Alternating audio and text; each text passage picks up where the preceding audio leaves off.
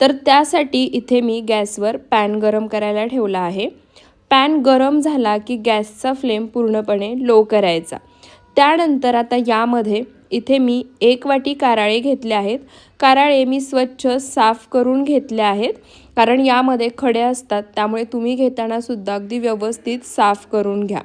कारळे पॅनमध्ये घालायचे, गॅसचा फ्लेम पूर्णपणे लो करायचा आणि आता मंद आचेवरती हे कारळे छान तडतडेपर्यंत खमंग खरपूस असे भाजून घ्यायचे। कारळे भाजून घेत असताना जसं मी व्हिडिओमध्ये दाखवतीये त्या पद्धतीने सतत अलटीपलटी करत राहायचे, म्हणजे सर्व बाजूनी एकसारखे छान खमंग खरपूस असे भाजले जातात।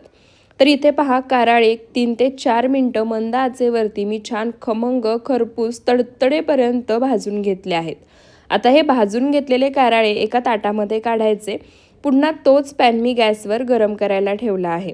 या ठिकाणी चटणी बनवण्याची मी तुम्हाला एकदम सोपी आणि वेगळी पद्धत सांगतेय।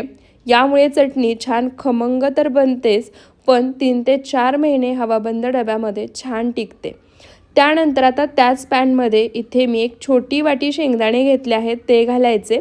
शेंगदाणे सुद्धा आपल्याला मंद आचेवरती साल टचकेपर्यंत खमंग खरपूस असे भाजून घ्यायचे आहेत।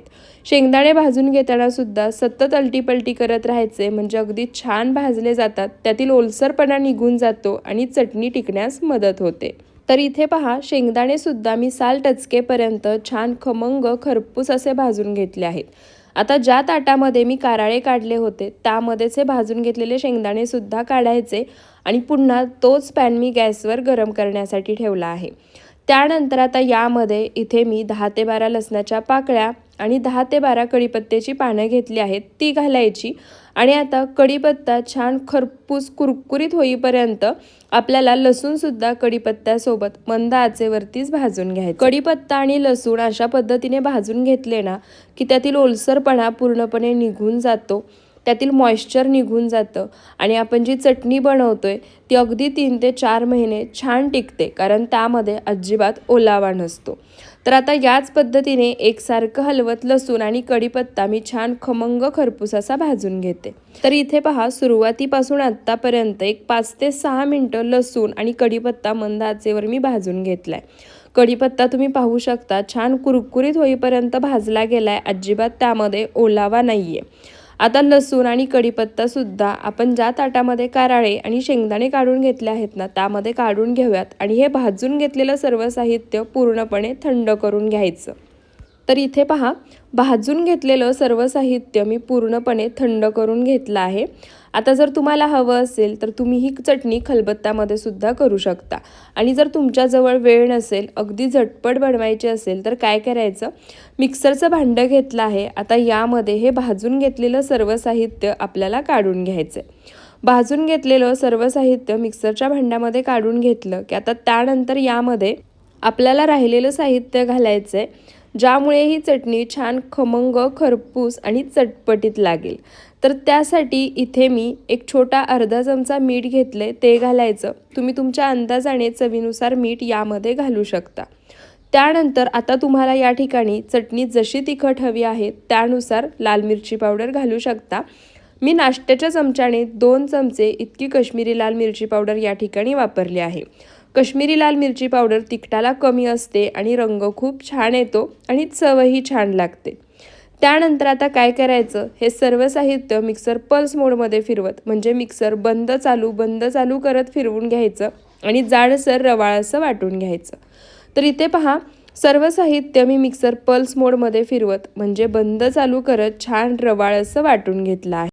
तुम्ही या ठिकाणी या कारळ्याच्या चटणीचं टेक्स्चर सुद्धा पाहू शकता, त्यासोबतच याला आलेला रंग सुद्धा पाहू शकता। आपण फक्त 1 वाटी कारळे घेतले होते, त्यामध्ये भरपूर अशी ही चटणी बनून तयार होते आणि जेवणामध्ये जरी भाजी नसेल ना तरी या चटणीसोबत तुम्ही चपाती, भाकरी, काय अगदी भात सुद्धा खाऊ शकता। मस्त खमंग खरपूस चमचमीत दमदमीत आणि झणझणीत अशी ही कारळ्याची चटणी बनून तयार झाली आहे। याचं टेक्स्चर मी तुम्हाला पुन्हा एकदा दाखवते, तुम्ही पाहू शकता छान रवाळ अशी ही चटणी बनून तयार झाली आहे आणि रोजच्या जेवणामध्ये चवीला तर भन्नाट लागते। त्यामुळे एकदा मी सांगतेय म्हणून या हिवाळ्यामध्ये ही कारळ्याची चटणी माझ्या या पद्धतीने नक्की बनवून पहा। त्यासाठी मी गॅसवर पॅन गरम करायला ठेवला आहे। पॅन किंवा कढई घेताना जाड बुडाचीच घ्या, म्हणजे शेंगदाणे आपण जेव्हा भाजून घेतो ना ते एकदम छान खमंग खरपूस आणि आतपर्यंत भाजले जातात. त्यानंतर आता यामध्ये इथे मी 1 वाटी शेंगदाणे घेतले आहेत ते घालायचे. इथे मी शेंगदाणे विकतचे वापरतीये, तुम्ही घरचे वापरले तरीसुद्धा चालतील. आता मंद आचेवरती हे शेंगदाणे आपल्याला छान साल टचकेपर्यंत खमंग खरपूस असे भाजून घ्यायचे आहेत. तर इथे पहा, सर्व शेंगदाणे मी छान खमंग खरपूस साल टचकेपर्यंत भाजून घेतले आहेत. शेंगदाण्याचा तुम्ही रंगसुद्धा पाहू शकता. आता हे भाजून घेतलेले शेंगदाणे एका ताटामध्ये काढून घ्यायचे आणि पुन्हा तोच पॅन आपल्याला गरम करायला ठेवायचे. बाकीचं साहित्य भाजून होईपर्यंत शेंगदाणेसुद्धा छान थंड होतात. त्यानंतर आता यामध्ये इथे मी 4 मोठे चमचे पांढरे तीळ घेतले आहेत ते घालायचे. तीळ मी नाश्त्याच्या चमच्याने मोजून घेतले आहेत. त्यासोबतच 1 चमचा जिरे घेतले आहेत ते घालायचे. मंद आचेवरती जिरे आणि पांढरे तीळ छान तडतडेपर्यंत हलकासा रंग बदलेपर्यंत आपल्याला भाजून घ्यायचे आहेत.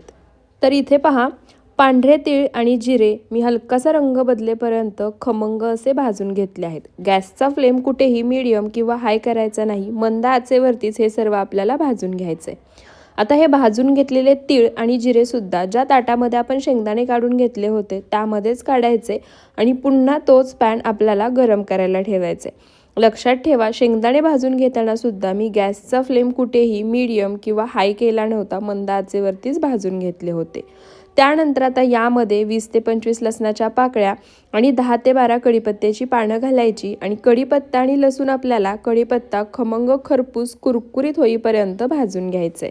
म्हणजे कढीपत्त्यामध्ये आणि लसणामध्ये जे काही मॉइश्चर असेल ते पूर्णपणे निघून जाईल आणि आपण जी चटणी बनवतोय ती 3 ते 4 महिने आहे अशी छान टिकेल, अजिबात खराब होणार नाही. तर इथे पहा, लसूण आणि कढीपत्ता मंद आचेवरती मी छान खमंग खरपूस होईपर्यंत भाजून घेतला आहे. कढीपत्ता तुम्ही पाहू शकता छान कुरकुरीत असा भाजला गेलाय. आता हे भाजून घेतलेले लसूण आणि कढीपत्तासुद्धा त्याच ताटामध्ये काढून घ्यायचं आणि आता हे सर्व साहित्य आपल्याला पूर्णपणे थंड करून घ्यायचं आहे. तर इथे पहा, भाजून घेतलेलं सर्व साहित्य मी पूर्णपणे थंड करून घेतलं आहे. आता काय करायचं, तुम्हाला हवं असेल तर तुम्ही ही चटणी खलबत्त्यामध्ये जाडसर कुटून घेऊन सुद्धा करू शकता, पण मी पटकन करून दाखवणार आहे त्यामुळे इथे मी मिक्सरचं भांडं घेतलं. या मिक्सरच्या भांड्यामध्ये भाजून घेतलेलं सर्व साहित्य काढायचं. त्यामध्ये चवीनुसार मीठ घालायचं. त्यासोबतच तुम्हाला ही चटणी कशी तिखट हवी आहे किंवा तुम्हाला जसं तिखट आवडतं कमी किंवा जास्त त्याप्रमाणे यामध्ये लाल मिरची पावडर घालायची. मी या ठिकाणी नाश्त्याच्या चमच्याने 2 चमचे इतकी काश्मीरी लाल मिरची पावडर यामध्ये घातली आहे. आणि आता हे सर्व साहित्य मिक्सर पल्स मोडमध्ये फिरवत, म्हणजे मिक्सर बंद चालू करत जाडसर असं वाटून घ्यायचं. एक 2 ते 3 सेकंदामध्येच ही चटणी छान अशी वाटली जाते. तुम्ही या चटणीचं टेक्स्चर पाहू शकता. छान रवाळ, दाणेदार, कुरकुरीत अशी ही शेंगदाण्याची चटणी बनून तयार झाली.